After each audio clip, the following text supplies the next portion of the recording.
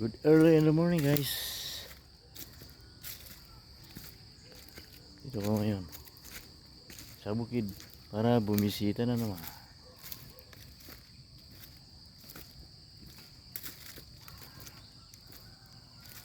Yan yung rice field namin, guys.